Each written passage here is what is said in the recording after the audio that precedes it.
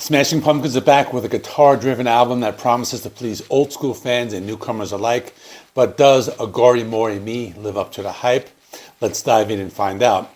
Now, I don't really need to give you a history of the band. We all know they came out around the same time as the other grunge bands. But some people lost touch with them sometime around Melancholy, and others have followed them for the past 30 plus years. Basically, they changed members, their sounds. Some say they've gotten progressively worse over the years. Now, I wouldn't say that, but I will say that their last two albums had more of a synth pop sound and a lot less guitar. They released the album Cyr back in 2020, which was around the time I started my channel. That album had a lot of problems. One was the lack of guitars, and two, it was the length being over an hour long. The album had a lot of filler. So do you want to know what I said about the album back in 2020? Well, here's a clip. Sugarcoat it, it sucks. I'm giving it a 5 out of 10. That's my personal opinion. If you like the album. And about 2 years later, they released a 3-part album that was meant to be a sequel to Melancholy and the Infinite Sadness. It was released in 3 acts from late 2022 to mid 2023. The first single was called Beguiled, and this was a guitar-driven song. So people heard that and thought it was going to be a return to form. As they said, it was a sequel to Melancholy. But then Act 1 of the album came out, and it had a few guitar-driven songs, and the rest were mostly synth-pop songs. The other 2 acts were the same. So with an album that had 30-plus songs, maybe 9 or 10 were good songs, or at least in my opinion they were. Now, they decided to release this new album. It kind of came out of nowhere. Even though they had been teasing it, I think they announced it only a few weeks ago. They also didn't release any singles, which was a smart move, because last time it didn't work out so well, and it's also released digitally, so there won't be any physical copies until later in the future. So for now, fans, and myself included, were eagerly waiting to see what this new album was going to sound like. They released the album on August 2nd, 2024. I was really eager to hear what it sounds like.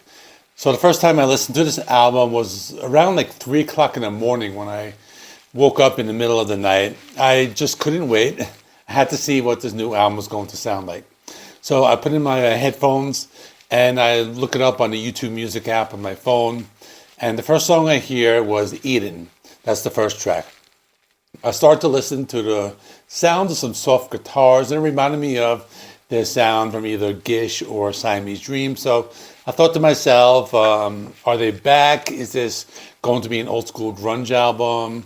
Well, the answer to that is mostly because I listened to the other stuff. There were some songs that were very heavy, including one that might be their most metal song ever recorded by the band. But there were also some of that synth pop that was still on the album. The album was not completely void of that sound that they had been doing over the past 4 years. But I think the big difference is that the production on this album is very good. This band has had production problems with their albums in the past, such as the case with Atum, that had the vocals really mixed too high. But this album sounds perfect, or at least to my ears. So I continue to listen to the album. I know it's 3 o'clock in the morning. I had to get up for work the next day. But I had to finish the album. So I get to the next track, and that's named Pentagrams. And I start listening to some dark, arpeggiated chords. So I thought to myself, yeah, I like the dark tone of this album. But then the song picked up and sounded like a typical rock song. I enjoyed it. But one thing I noticed was that the bass guitar sounds very good. And the song also has a nice balance of the harder and the softer parts. So I get to the next track called Sighomi.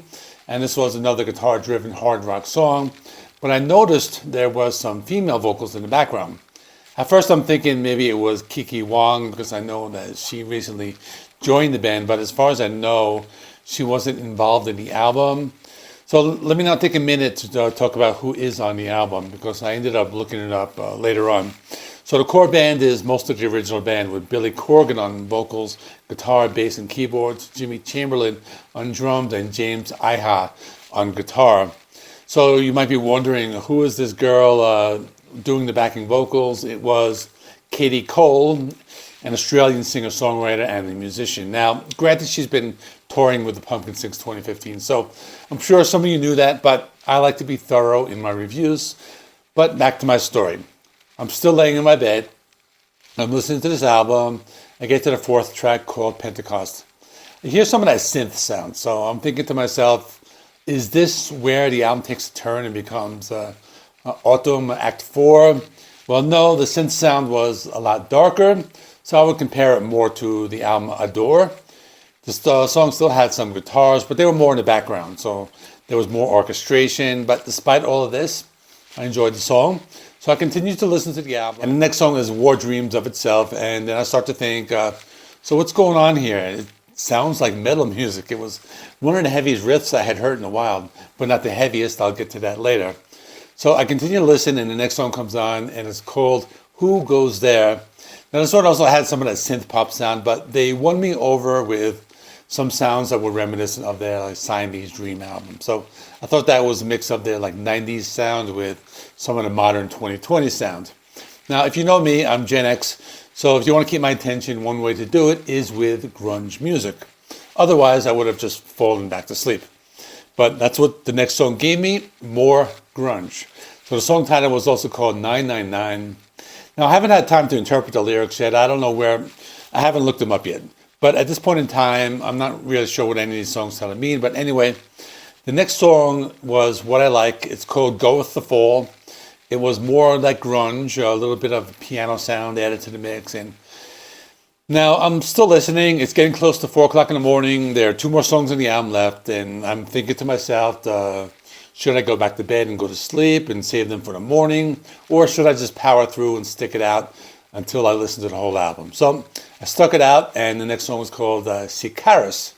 And this is possibly the heaviest song that the band has ever recorded. I mean, it sounded like a metal song with a riff that could have come off of like a Saxon or a Judas Priest album. The song was awesome. Also had a cool breakdown where they shifted gears. So for me, it was worth listening to it.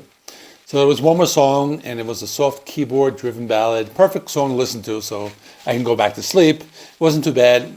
Very big, epic, kind of like a Tonight Tonight from Melancholy. And that was it. I went back to sleep, and then I went on with my day.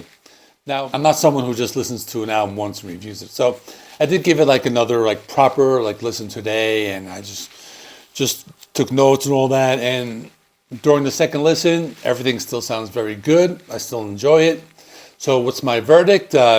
Maybe their best album in a long time. My score is a 9 out of 10. I think I'll be listening to it very often, and that's all. And check out this playlist right here. It includes my reviews of Cyr, the 3 Autumn acts, and a ranking video of all their albums. So thanks for watching. Please like this video. Helps me with the YouTube algorithm. Please subscribe if you have not already. I do rock and metal reviews, rankings, and more. And you can find me on TikTok and Facebook. Links in the video description. Thanks for watching.